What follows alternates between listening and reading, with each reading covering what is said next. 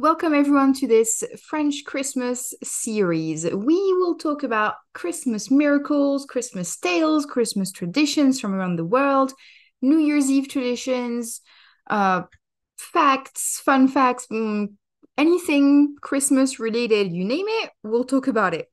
The goal here is to practice listening with an intermediate level listening, I would say upper intermediate. So if you're not quite there yet in terms of your understanding of spoken French, you can activate the subtitles or you can look up the transcription in the description, and you will also find a list of vocabulary that I thought would be interesting for you and useful in like different contexts. Do not forget to subscribe and like this episode if you enjoy this format, because that way I'll know that I need to make more for you. C'est parti! En 1914, au début de la Première Guerre mondiale, un événement remarquable s'est produit sur le front ouest. Dans le contexte d'une guerre brutale et impitoyable, une trêve informelle et spontanée a eu lieu entre les soldats allemands et britanniques, avec la participation de soldats français dans certaines régions, à l'occasion de Noël. Le contexte de cette trêve est important.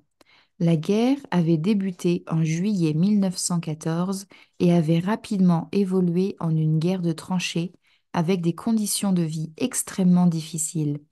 Les soldats des deux côtés étaient épuisés, souffraient du froid, de la faim et de la perte de leurs camarades.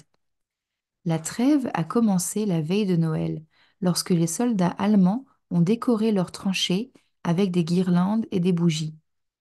Ils ont commencé à chanter des chants de Noël, notamment Douce nuit. Entendant cela, les soldats britanniques et français ont répondu par leurs propres chants de Noël. Le lendemain matin, jour de Noël, des soldats des deux côtés ont émergé prudemment de leurs tranchées. Ce qui a commencé par des salutations hésitantes s'est transformé en un échange amical.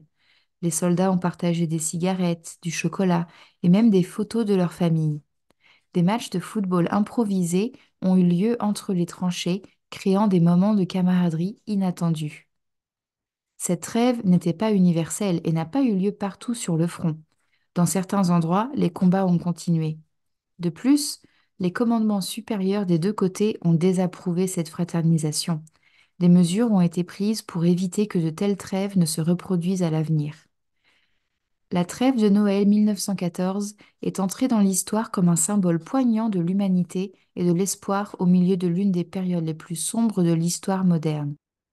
Elle montre comment, même dans les moments les plus désespérés, l'esprit de Noël et l'humanité commune peuvent rapprocher des ennemis jurés, ne serait-ce que pour un bref moment.